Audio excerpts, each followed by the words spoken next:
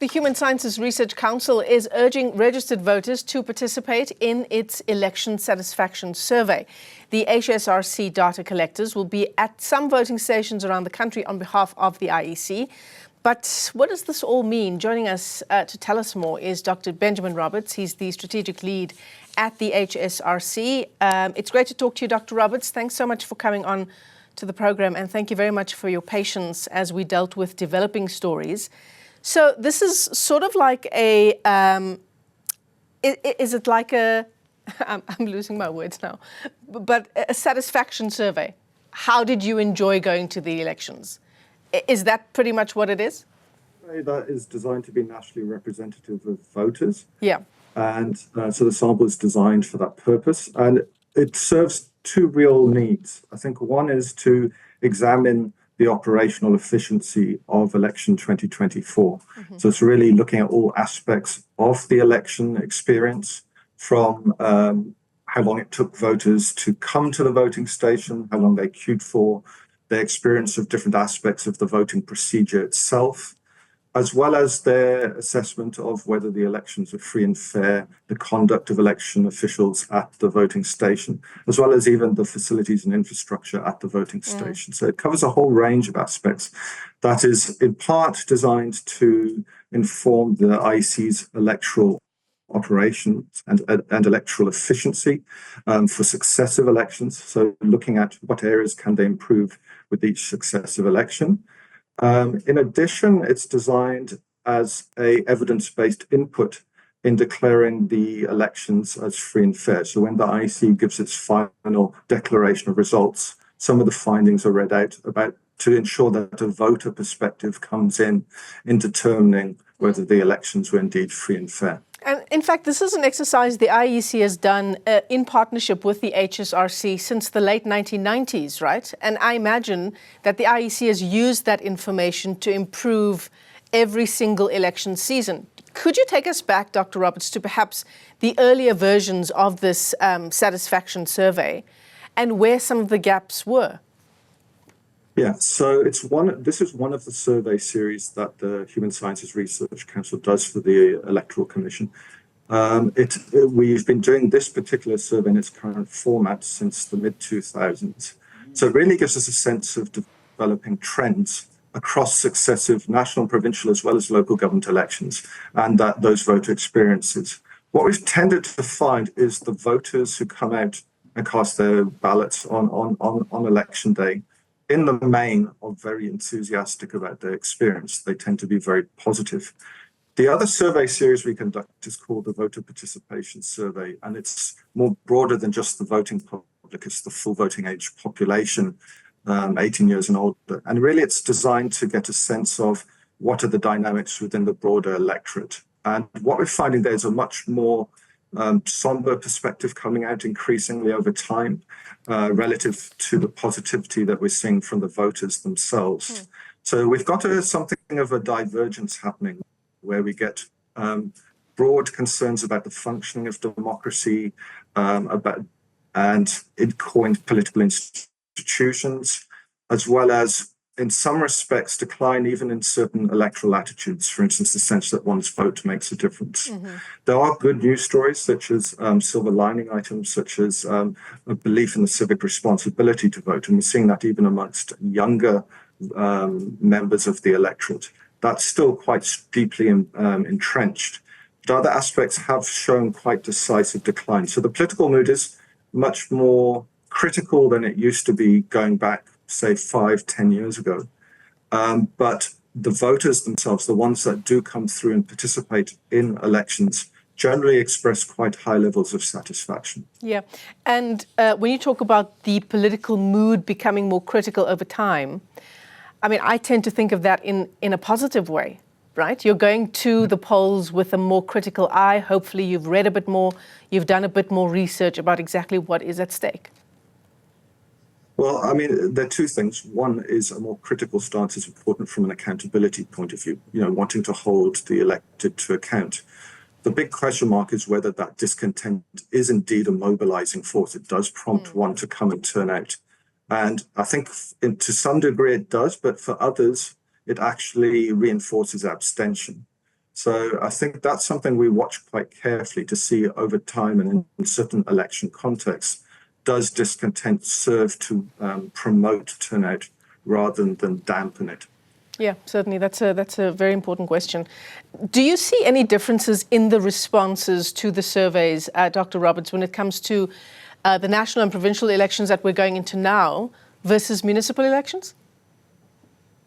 No, the pattern, certainly in terms of the election satisfaction survey, we find fairly consistent views coming through from the voting public. They are generally quite, as I said, a common pattern over the 10, 15 years we've been doing this is general contentment.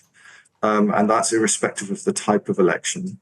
The voter participation surveys, as I've indicated, it's really particularly that declining tendency has been something that's been creeping over the years, and irrespective of the type of election that is held.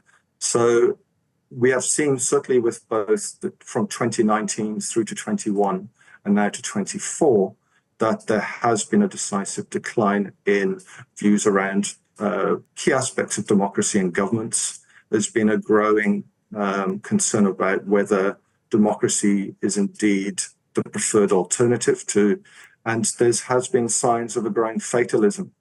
So that's the inherent risk, is we don't want to see that critical standpoint spill over into fatalism, and indeed perhaps electoral apathy. Yeah, absolutely.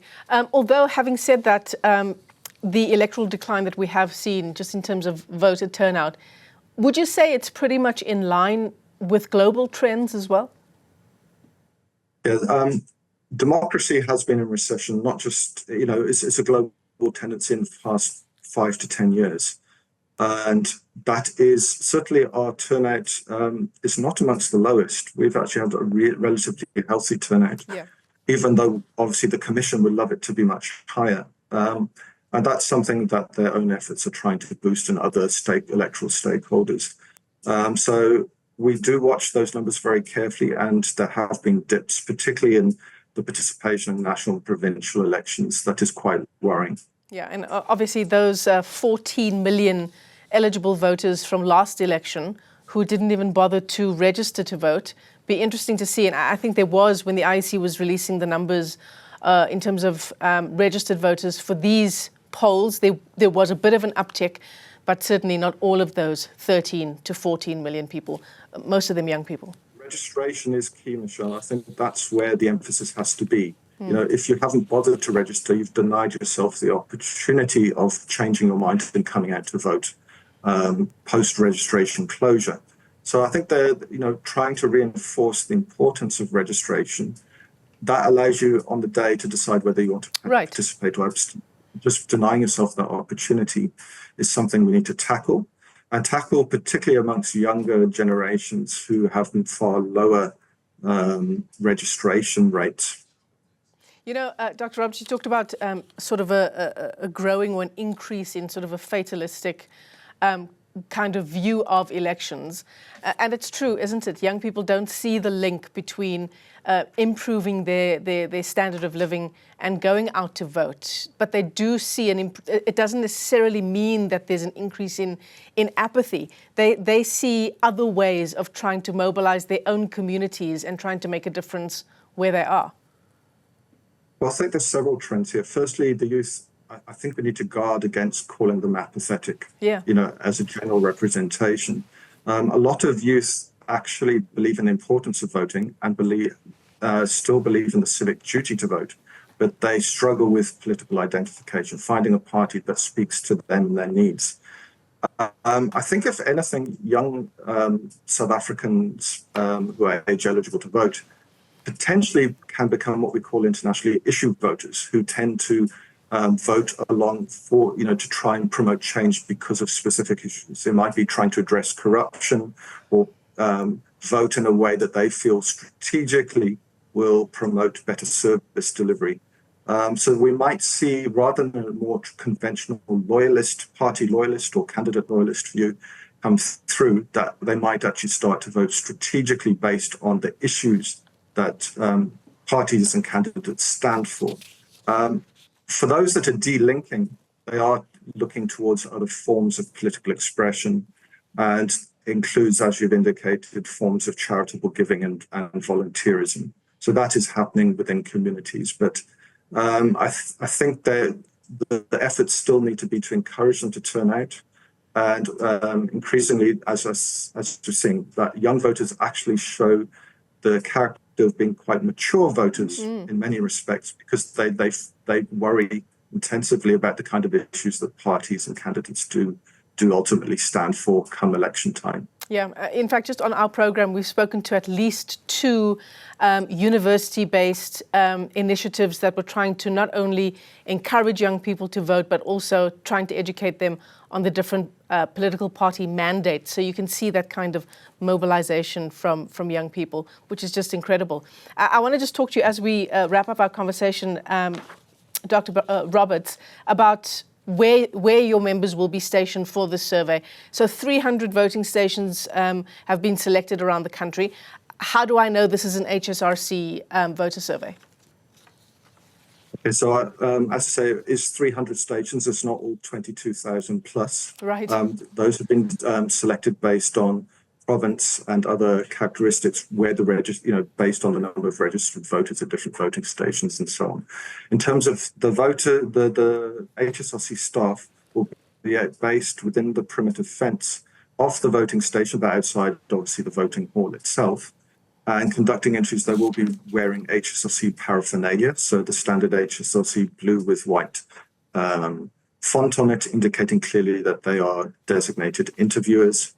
So they will be clearly blended with the HSRC paraphernalia and quite visible as voters exit their voting stations in those particular selected stations around the country.